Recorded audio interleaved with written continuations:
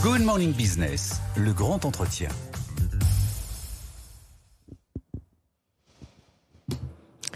Et le jour se lève sur Davos. Notre invitée ce matin, c'est Florence Verzelen. Bonjour, directrice générale adjointe de Dassault Systèmes. Ce premier jour de Davos qui s'ouvre avec en même temps, hasard de calendrier ou pas, Donald Trump et son investiture.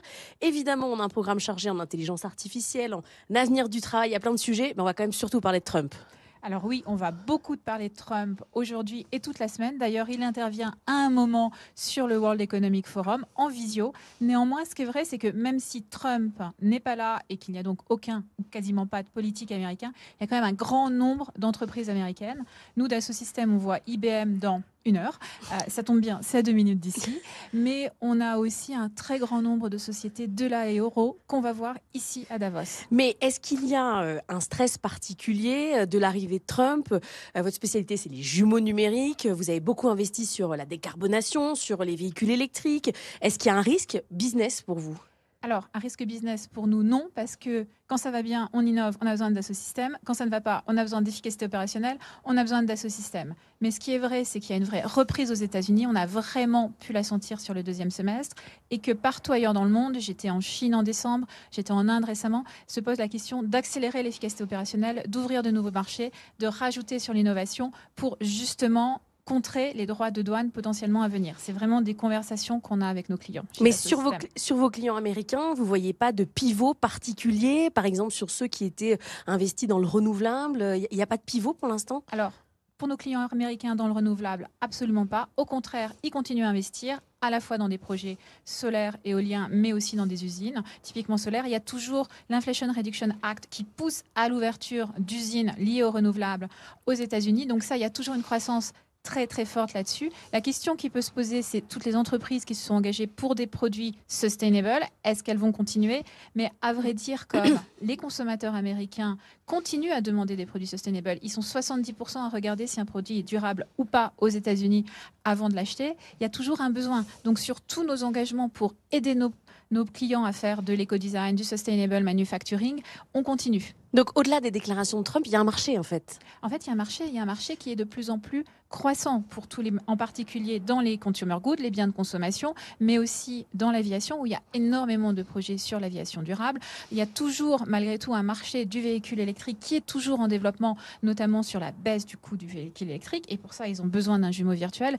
Donc non, le marché est toujours là, aux États-Unis comme partout ailleurs. Mais est-ce que vous avez l'impression qu'il y a ici à Davos une sorte, pas d'anti-Trump, mais ici, on défend la mondialisation, on défend les échanges. C'est ici que Larry Fink de BlackRock avait annoncé qu'il allait faire un pivot sur l'ESG. Bon, depuis, il est revenu dessus, mais est-ce qu'il y a une sorte d'anti-vision du monde ici à Davos par rapport à Trump? Alors, ici à Davos, ce qu'il y a, c'est une vision de volonté de continuation des échanges. La peur des gens de Davos et d'un certain nombre de gens à l'international, de nos clients, c'est que le monde soit de plus en plus fragmenté et qu'il soit de plus en plus difficile d'exporter, d'importer, de faire de la co-innovation. Donc ici, les gens veulent de la co-innovation, ils veulent un commerce possible et ils veulent continuer à construire avec d'autres pays. Et donc, une vraie inquiétude.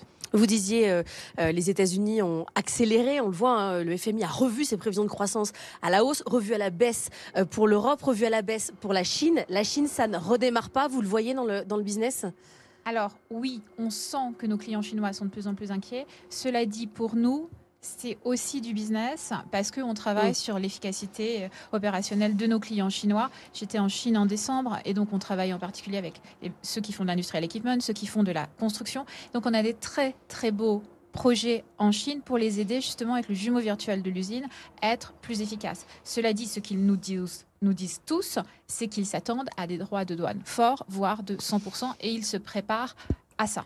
Alors sur les activités, 25% du chiffre d'affaires de Dassault Systèmes, c'est la pharmacie. Là aussi, il y a du jumeau virtuel. Où est-ce qu'on en est aujourd'hui? On peut faire un jumeau virtuel du cerveau, du cœur. On peut aller assez loin pour tester aussi des médicaments. Alors, tout à fait. Aujourd'hui, on fait le jumeau virtuel du cerveau. On pourrait faire le vôtre. Ouais. Laure. Surtout pour l'épilepsie, et on fait ça avec l'IHU de Marseille. On fait le jumeau virtuel du cœur, et on fait ça avec le Boston Children's Hospital pour les jumeaux virtuels de cœur d'enfant et prévoir quelles opérations sont possibles sur un cœur d'enfant. On est aussi en train de travailler sur un très beau projet financé par France 2030 qui s'appelle MediTwin, qui va faire le jumeau virtuel de l'œil, du foie, du pied, de la peau, Donc de chaque partie, de chaque du partie corps du humain. corps. Et notre vision, c'est qu'un jour, on aura le jumeau virtuel de l'or qui nous permettra de faire ce qu'on pourrait appeler de la maintenance prédictive de l'or, donc empêcher l'or de tomber malade grâce à toutes les données qu'on aura sur son corps. Et qui va payer ça ? Alors, qui va payer ça, ça va être payé par le système de santé qui sera plus durable et qui coûtera moins cher. Parce que Dans ma carte vitale, j'aurai mon jumeau numérique, c'est ça le... Dans un monde idéal, c'est la vision de Dassault Systèmes. Dans ta carte vitale, dans votre carte vitale, vous aurez votre jumeau numérique. Et ça, ce sera formidable parce que le médecin aura accès à toutes les infos et pourra vous conseiller des actions, des médicaments préventifs. Ah oui, c'est l'avenir est incroyable. Sur la pharmacie, donc on voit bien les développements. Bon, sur l'avion, les commandes sont stratosphériques, donc on voit bien où est le marché. Sur la voiture, vous le disiez, il y a toujours des demandes. La voiture électrique se vend toujours dans le monde, plus 25% des ventes l'année dernière. Mais quand même, il y a une inquiétude sur le marché. Alors, il y a une vraie inquiétude sur le marché du véhicule électrique, mais il y a des vrais investissements qui continuent dans ce cadre-là. Et il y a des investissements de deux types. Un premier type qui est comment avoir des batteries qui ont une durée de vie plus longue et une autonomie plus longue, donc énormément de modélisation et de simulation pour aider à cette innovation sur les batteries. Et une deuxième type d'innovation sur les véhicules électriques qui est comment baisser le coût du véhicule électrique grâce à son jumeau numérique, donc en optimisant toutes les parties du véhicule électrique. Quel est le secteur sur lequel vous n'êtes pas aujourd'hui ?